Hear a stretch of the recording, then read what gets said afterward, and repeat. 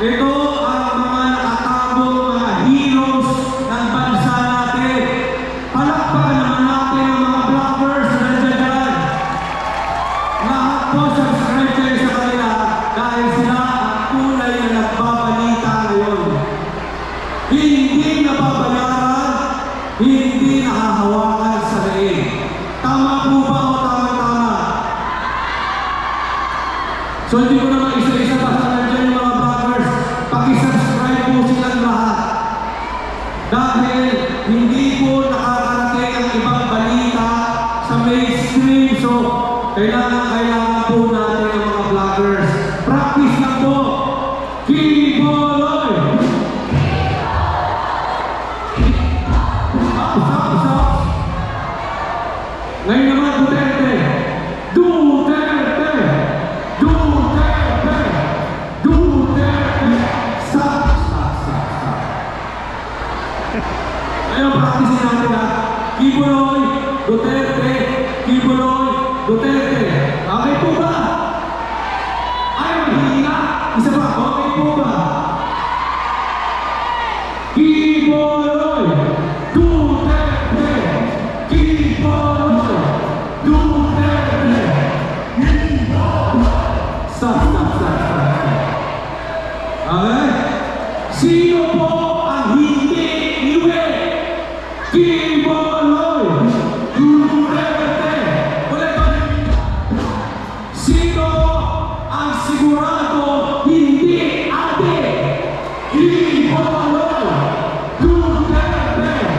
Kiboloy, Duterte. Kiboloy, Duterte.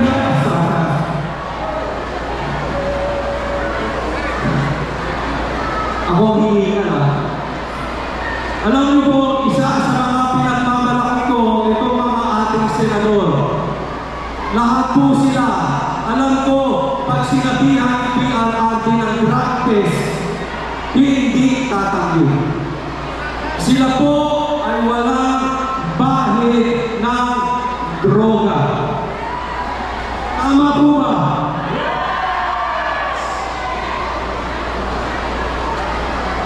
Sino ang walang bahid ng korupsyon?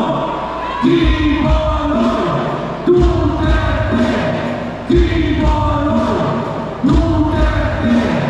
Kiboloy, Duterte. Alam niyo po, isa yan sa programa ni Pastor Kiboloy. Ihihinto ang korupsyon. Si Pastor Kiboloy walang bahid ng korupsyon. Kaya po pwede magsalita laban sa korupsyon. Tama?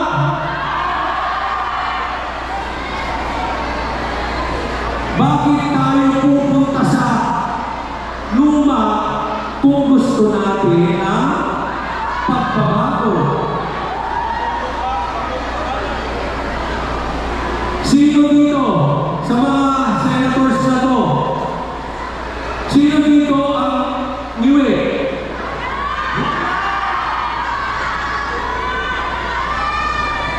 Lahat pogi, no? Kasi pag wala kang bisyo, namumukha kang bata. Sino po sa kanila ang may bahid ng korupsyon? Bakit pa tayo sa luma? Kailan lang celebrate yung February 25, 1986, tama? Bata pa ako noon. Ngayon matanda na ako. May nangyari ba sa Pilipinas? Sa totoo lang. Lalo pa nga tayo humirap napag-iwanan na tayo. Tapos, ang ipagmamalaki nila ay yung credentials ng apelido ng mga senador. Eh, anong nagawa nila?